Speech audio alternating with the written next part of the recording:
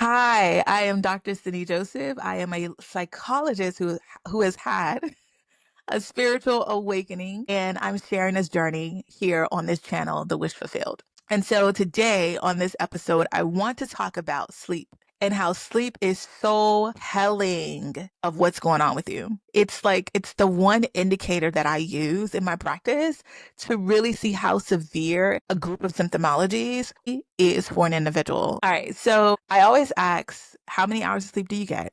And is the sleep restorative, meaning you wake up refreshed and restored? Because we can go to sleep for 3, 4 hours and feel refreshed and restored. I don't know how, but for some people it's possible, especially if you're taking naps during the day. But I asked about whether or not the sleep is restorative. And then I ask if I find that the sleep is less than 6 hours or less, I ask what's keeping you from sleeping longer. And oftentimes the response is there's a delay with falling asleep. There's interruptions in the sleep. We're having early morning awakenings, nightmares interrupting. It could be due to excessive worry, ruminative thoughts, replaying the same thing over and over and over again. These are just common things that I typically hear. And it's a huge pointer for me with regards to diagnosing and being able to gauge the severity of a problem, because when it's time to go to sleep is when all the noise shut down. When it's time to go to sleep is when we are confronted with our biggest fears, our biggest worries, and it's the time that we often reflect on the day.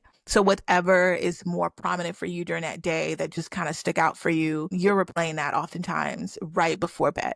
And we can turn the TV on and then we turn it off, but our mind is constantly a chatter. It's just an ongoing chatter. And so the thing about sleep is that you cannot sleep without being fully relaxed. The only way for you to sleep without being relaxed is for you to be physically tired, and then you just, fall out and go to sleep. But otherwise, you have to be in a state of relaxation to really doze off and go to sleep. It's very interesting that God kind of created our mechanism in that kind of way. But the other piece of that is when there's a lot of chatter and there's a lot of noise going on before sleep, remember that the state of sleep is one in which you're the closest to death, in the sense that your body is heavy and limp.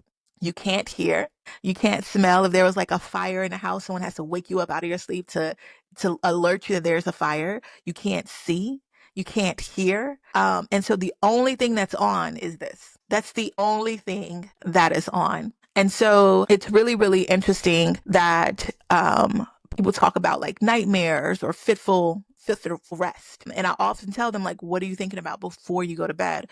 Because once your body goes into a state of slumber, the consciousness is off, right? And the only thing that's still on is the subconscious. And if the subconscious is still on, then it has free reign, because the conscious is not stopping it. Like if I was to think a thought I don't want to think, then I would just like stop it and just think about something else, right? I'm in control. But when I'm asleep, I can't do that. I'm just really at the liberty of my subconscious at this point in time. And so I often tell people that meditation right before bed is really, really important because it allows you to go into a place of peace and relaxation and rest, so that when you do go to sleep, the chatter is very slim to none. And so you can have a restful sleep without the nightmares. You can have a restful sleep without the weird dreams, because you've calmed down the mental noise that's going on for you right before you go to bed. So meditation is really good. I try to ask people to do it like 30 minutes before bed and really get yourself into a place where you feel like completely at ease. But here are my takeaways for meditation. When you are meditating, pay attention to when you feel a sense of peace. As you're taking deep breaths in and releasing them in the state of meditation, you'll notice that your body comes to a place of relaxation, because you're literally reversing the fight or flight response and you're calming your nervous system down. So if you can pay attention to when you start to feel peace, feel that, and then surrender. Surrender to that state of peace. Allow your full body to embody that state of peace fully. Because for a lot of us, we are caught between all this noise and go, go, go, that we don't even know what peace actually feels like within our body. And your body has gotten so accustomed to the go, go, go, the anxiety prone reactions and et cetera, that when it comes to peace, we touch it very lightly and we go.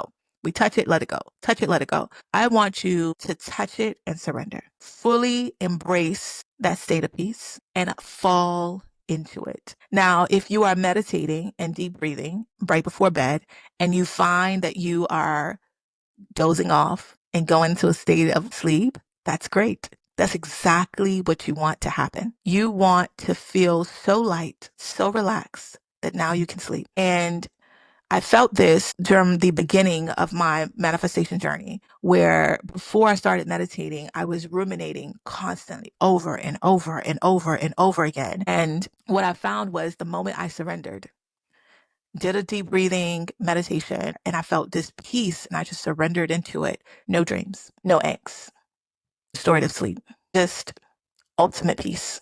So try it.